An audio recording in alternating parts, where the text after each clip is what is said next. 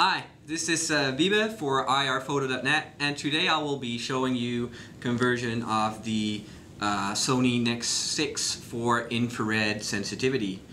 NEX-6, very nice new camera, comes with the new compact 16 to 50 mil lens with power zoom. It's also very useful for filming. I think it's a very good choice for infrared photography. Because of the screen, the viewfinder, and of course the nice high quality sensor APS-C format, and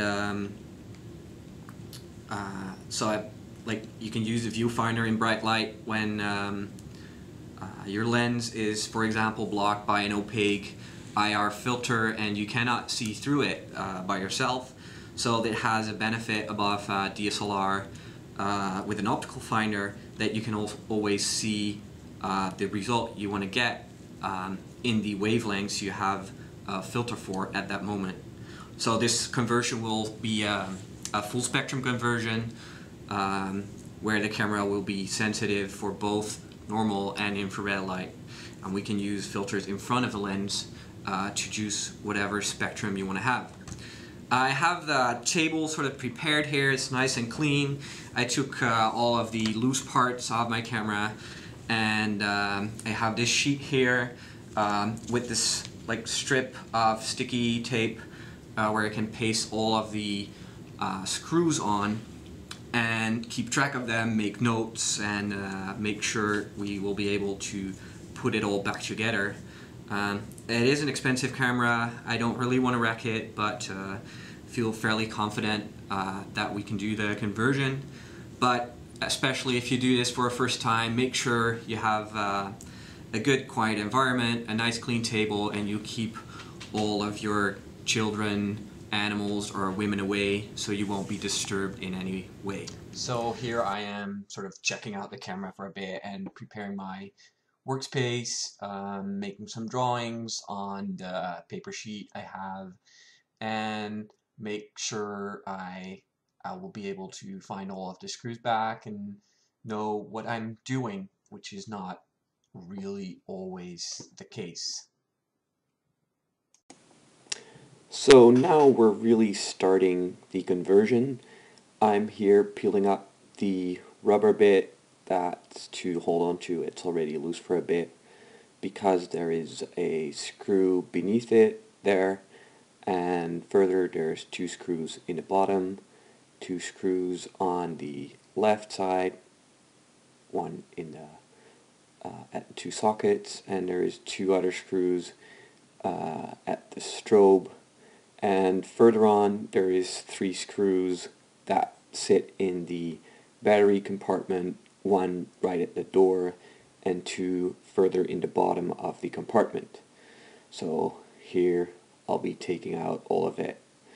Some things might look a little different because I was still finding out how everything worked, but in the end we got everything taken apart. So we finally found the two missing screws. In the very bottom of the battery compartment there were two screws that were holding on this top, and once these were released, it got the top off, and it's then still connected using two little ribbon cables, one for the button here and one for the strobe. So we'll go and very carefully try and pull those out. They usually have some little tabs on them to be able to pull them free, and we'll be careful with it because of this little ribbons. They are quite sensitive, and they here, especially this ones, they are also again connected to not to a solid bit of the camera, but to a little socket that's mounted on another ribbon cable, and there is some high powers in this camera, especially when you get near the strobes, and you can shock yourself fairly well. It's very dangerous, especially the things that are connected to the strobe may have very high voltages, and I'm not sure what I did there, but I did shock myself for quite a bit. So here, the one here at the strobe is so even more sensitive, and you definitely, there's a little hole in it that you can use to get the ribbon cable out. But definitely want to kind of stay away with your fingers from the electrical components here, because some of them, yeah, especially strobe has a condensator that still holds power, and it does hurt for a bit. Here we have the top off. It's great. And now we can go ahead. We already removed all these other screws and then we can sort of pull off the whole back here. So now we have this loose end. We'll have to get the camera a bit further apart. And there is this whole series of pink screws. There is 2 here at the bottom of the tripod socket, and I already took out some. There is one here just at the left side of the camera. There is 2 at the strobe, and there is 2 other ones at the right side of the camera. So now we're gonna take the camera apart. What you don't see yet in this movie is the plastic back cover. It's a little easier to remove it just by fumbling it over the screen. I thought it was impossible, but it is. And apart from the pink screws I just showed, there is 2 other screws that need to be taken out. One on the left side, it's a black one that's very near the connector for the strap, and there's a silver screw that's sort of in the middle of the right side on the back, just below the main sort of dial. And you can also take out the dial, and the whole unit that's connected to it is like blue. It has a little ribbon cable, and it clips in place. You just push it up for a bit, and then it comes out, and you get access to the little silver screw. So in total, there is, I think, 7 of these pink screws, a silver one, and the black screw. And once these are loose, you can take off the whole unit, sort of a chassis with the screen attached, and that's then still attached with one ribbon cable that can be easily pulled out of its socket after flipping up like the little hinged locking tab, and then it should be very easy to remove it. And okay, now we have released back, and we're at the main circuit board, and it has a lot of these ribbon cables here that all need to be disconnected. And there are some different kinds to it. Some have a little black tab like these ones, that needs to be pried up first to enable to get them loose. They're the easiest kind actually, because you just release the tap and then the little thing will come out very easily. There's also this plastic screen on it. I think I will just go ahead. It's sort of a protective screen, but it might hide quite a bit of the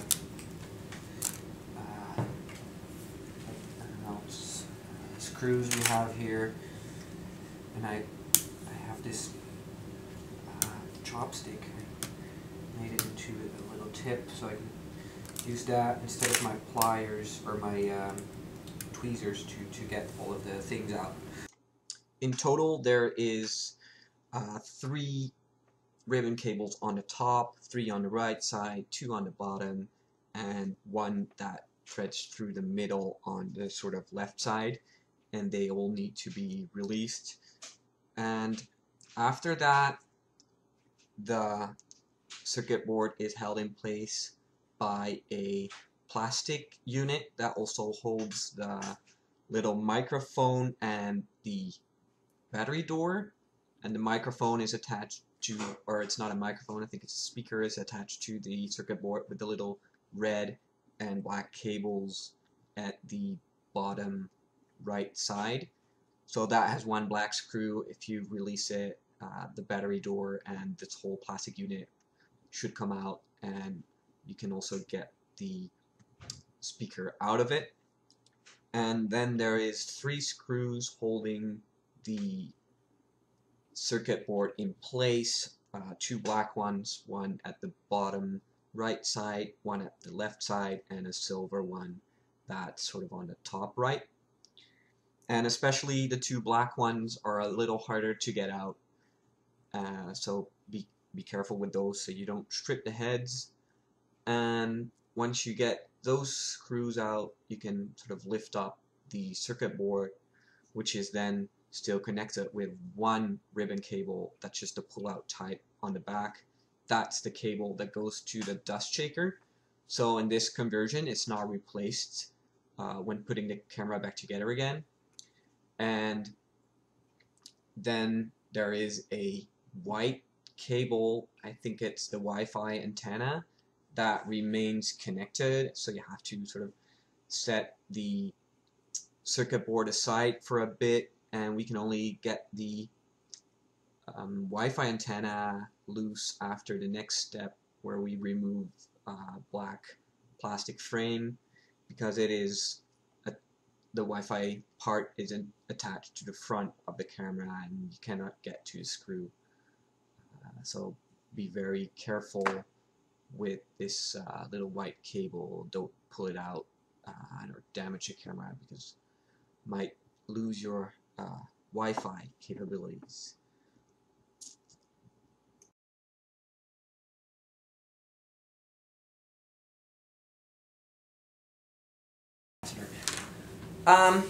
So that took a whole lot of fumbling, and now we got this frame out and we really can access the thing. Here, this white thing you see there is the capacitor for the strobe, I think. Don't touch any of that with metal. It has very high power. So there's especially the 2 points on the top. There is 2 little stereo microphones that need to be taken out of their sockets here, and then there's all these ribbon bits that sort of go around and over it. Makes it fairly difficult to get it out. And then the little white cable here, you cannot really see it, but I'll take it out for a moment, is connected to some tiny part here in the front of the camera, and I assume that will be maybe like the Wi-Fi antenna or something. Okay, we're almost there. Circuit board is out and we're left with the 2 last steps. There is a last bit of metal chassis in the camera that is held down by 4 screws, 2 on the right side and 2 sort of on the top side. To just take those out and then that part should come out. And after that, there is 3 screws holding down the sensor. There is 1 on the bottom right, 1 sort of on the top, and 1 on the top left. And they also have some shims underneath them that seat the sensor in the exact right position and pitch and stuff in the camera, and you really want to like keep those in place and not lose them. And well, just remove the screws and take the sensor out. So that's we're golden basically. So here we see the sensor out. It is a very nice unit, and the filter we are wanting to take out is just held in place by a sort of a black metal frame. It's sort of springy and has a, just release it and then it should come off. In this conversion we just remove the whole unit and do not replace it with a filter, so we get full spectrum sensitivity.